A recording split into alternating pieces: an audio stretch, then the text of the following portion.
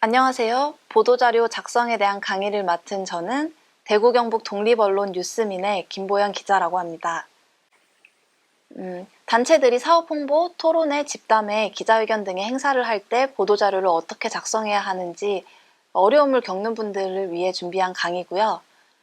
보도자료 쓰기에도 공식이 있는 것 알고 계신가요?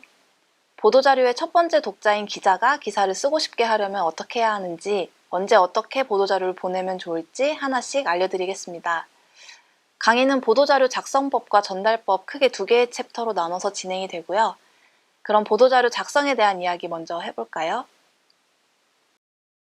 앞에 보이는 화면은 기자의 메일함입니다.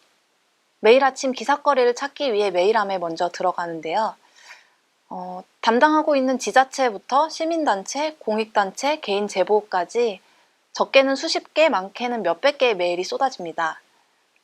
기자는 이 중 기사거리가 될 만한 아이템을 골라 데스크, 팀장에게 보고를 하는 게 첫 번째 업무가 되는데요. 여러분이 보낸 보도자료의 첫 번째 독자는 그래서 기자가 됩니다. 일단 기자의 메일함 속 경쟁자들 사이에서 돋보이는 게 여러분의 주요 업무가 됩니다. 그럼 먼저 기자들이 쓰는 기사의 종류를 살펴보겠습니다. 보도자료 쓰기는 본질적으로 기사를 만들어 기자에게 떠먹여주는 일인데요. 그래서 기자들에겐 기사와 비슷할수록 잘 쓴 보도자료라고 인식이 됩니다. 보도자료를 쓰는 과정도 기사 쓰기의 핵심과 비슷하죠. 보도자료를 보낸 이유에 대해 생각해 보신 적이 있나요? 메일함을 열어서 보도자료를 확인한 기자는 이 선택한 아이템을 기사화하기 위한 방법을 고민합니다. 물론 복사 붙여넣기를 통해서 그대로 옮겨오는 경우가 많은데요. 하지만 추가로 담당자에게 전화를 걸거나 해당 이슈와 관련해 추가 취재를 하는 경우도 있습니다. 더 나아가서 현장에 직접 찾아가거나 관련된 인물을 인터뷰하는 경우도 있습니다. 여러분이 보도자료를 기자들에게 배포하는 목표는 그 내용이 기사화되어 더 많은 대중에게 닿는 것이겠죠. 그러기 위해선 기자가 좀 더 애정을 갖고 그 이슈를 들여다볼 수 있도록 보도자료를 써야 합니다. 행사 보도자료일 경우 기자가 직접 현장에 와서 참석한 이들의 목소리나 현장 분위기를 담는 게 가장 좋습니다. 노동조합이 기업의 부당한 행위를 고발하는 성격의 기자회견이라면 기자가 해당 이슈와 관련된 내용을 추가로 취재하고 원인과 배경을 분석하도록 하는 게 가장 좋겠죠.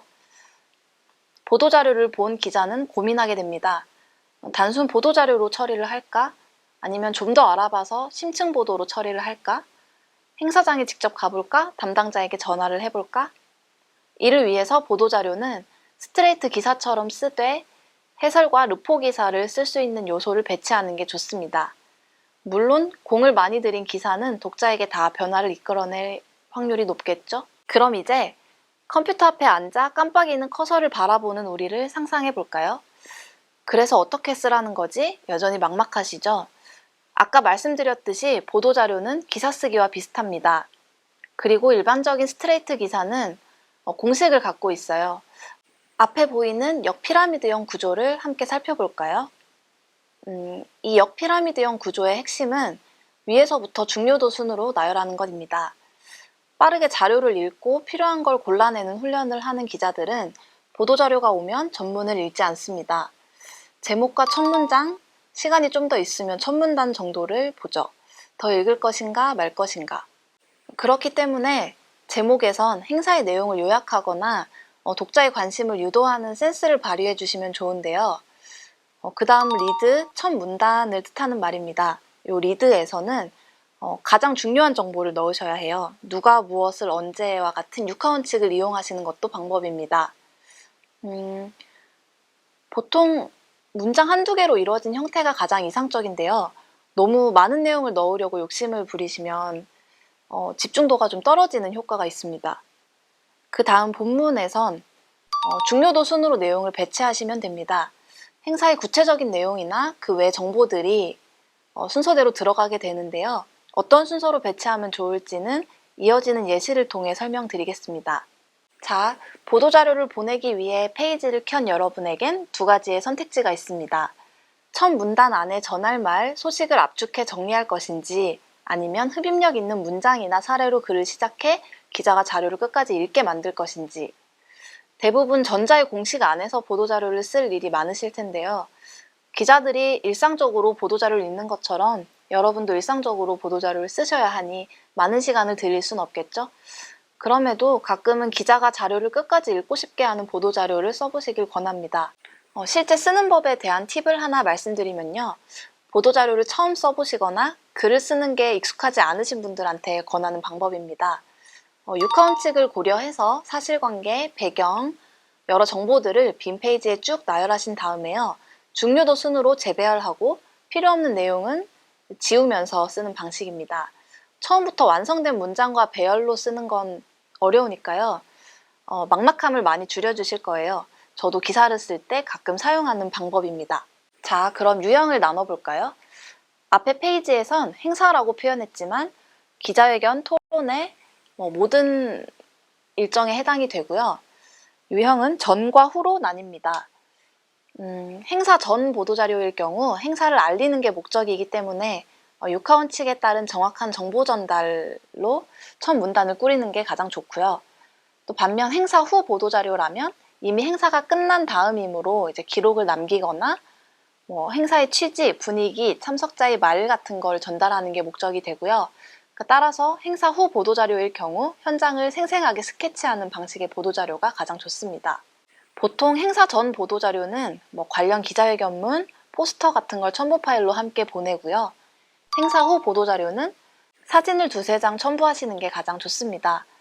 행사 성격에 따라 사진의 유형도 달라지지만요. 어떤 보도자료든 사람이 나오는 사진이 가장 좋더라고요.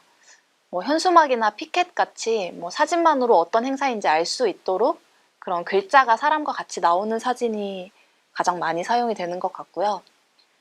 이 외에도 사람의 동작이나 표정이 역동적으로 담긴 사진이 가장 좋습니다.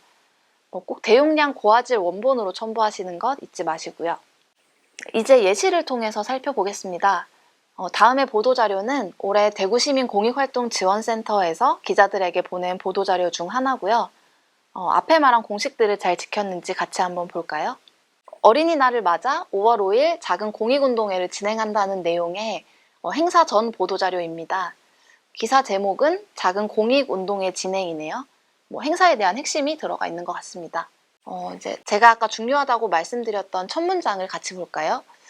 누가, 언제, 왜, 어디서, 무엇을이 다 들어가 있죠. 두 번째, 세 번째 문단에는 그 다음으로 중요한 핵심이 들어갑니다. 이제 중요한 건 다 했죠. 나머지 차례로 중요한 내용들을 배열하는 게 과제인데요. 여기에는 정답이 있지는 않습니다. 여러분 담당자들이 중요하다고 생각하시는 것들을 깔끔하게 정리를 해서 넣으시면 되고요. 요 글에서는 다음 문단에서는 좀 더 구체적인 주소와 행사명이 들어가는 걸 볼 수 있습니다. 한 가지 또 팁을 말씀드리면요. 가독성을 위해 한 문단에서는 한 가지 이야기만 하는 것이 좋습니다. 그래야 보도자료를 보고 기자가 기사를 쓸 때 이걸 재배치하거나 필요한 부분을 뽑아내기 좋거든요. 문단 안에서도 두 가지 법칙을 지켜주시면 좋습니다.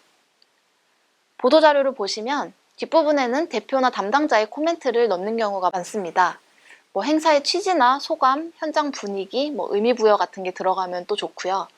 그리고 마지막엔 더 궁금한 부분을 문의할 수 있는 담당자의 연락처나 혹은 단체에 대한 소개, 행사의 연혁 같은 게 들어갈 수도 있겠죠.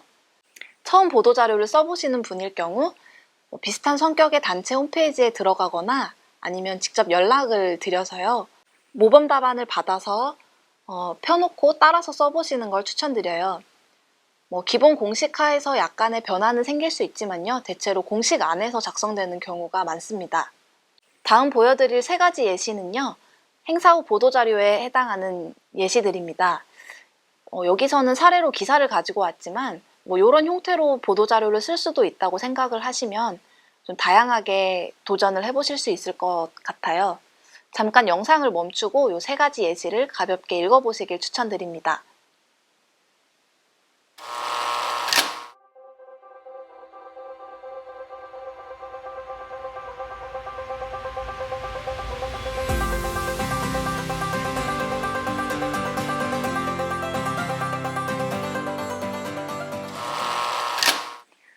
지금부터 소개하는 세 가지 기사는요, 모두 올해 뉴스민에서 대구 지역의 공익단체 행사 또는 사업에 대해서 쓴 기사입니다.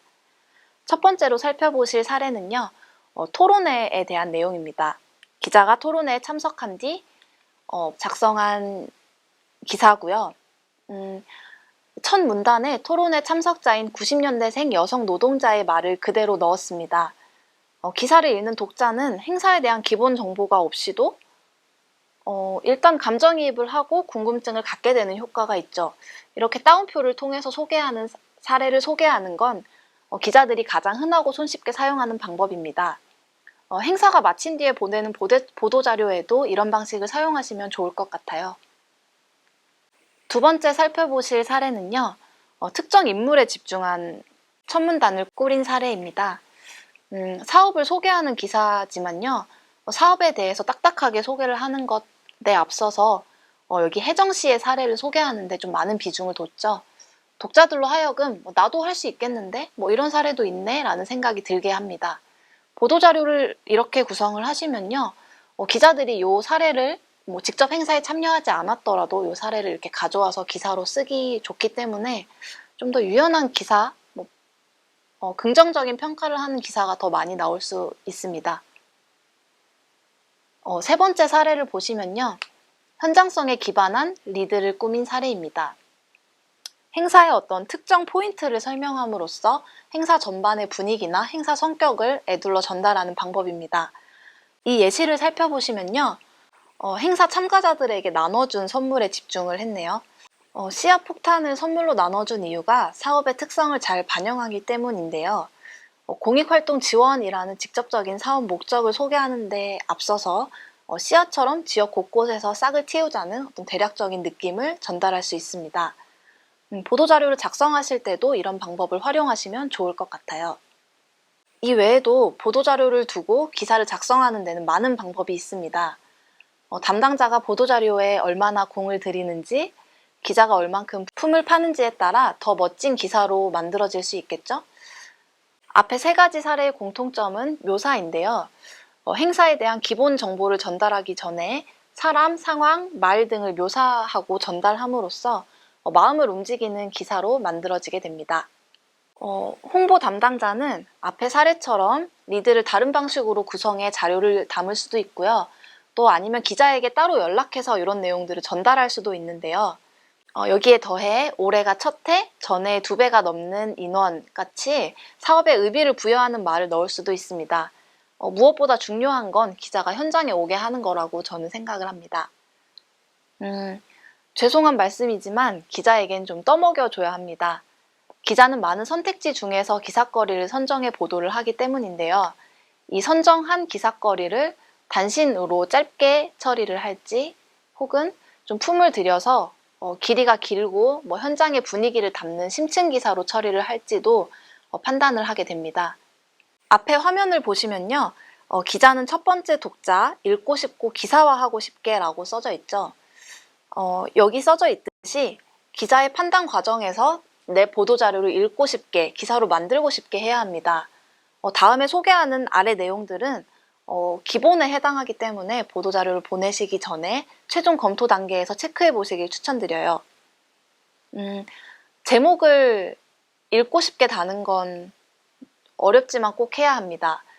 아까 제일 첫 화면에서 말씀드렸듯이 하루 수십 개에서 수백 개의 보도자료를 받기 때문에요. 너무 길거나 혹은 행사의 성격을 알 수 없는 제목은 추천을 드리지 않고요. 고민을 많이 담은 기사 제목이 확실히 눈길이 가더라고요. 고민을 많이 해보시길 추천드립니다. 그 다음으론 육하원칙에 근거해 정갈하게 정리한 문장들로 사실관계를 배치하는 것은 매우 중요합니다. 그리고 배경 지식이 없어도 이해할 수 있게 사업과 단체 소개를 넣는 것도 중요하고요. 궁금한 부분을 물어볼 수 있는 담당자의 연락처를 맨 앞 혹은 맨 뒤에 넣는 것도 기본 중에 기본입니다. 기왕이면 복사 붙여넣기가 쉽도록 첨부 파일과 함께 메일 본문의 내용을 넣는 것도 꿀팁입니다. 캡처 이미지만을 넣는 것은 좋지 않습니다. 여유가 있다면 색다른 방법의 제목을 고민해 보는 것도 추천드려요. 너무 길지 않으면서 기본적으로 보도자료의 핵심을 담고 또 재미있는 제목을 지으면 좋겠죠. 뜨거운 아이스 아메리카노 달라는 말 같지만 또 그만큼 고민한 만큼 눈길이 가는 제목을 지을 수도 있습니다. 네, 지금까지 보도자료 작성법에 대한 이야기를 나눠봤는데요. 지금까지 나눈 이야기들은 행사 위주의 보도자료 작성법이었다면 요 다음 챕터에서 나눌 이야기는 시민사회 단체 중에서도 고발성 기자회견을 자주 하는 단체가 어떤 식으로 보도자료를 쓰면 좋을지 위주로 이야기를 해보겠습니다.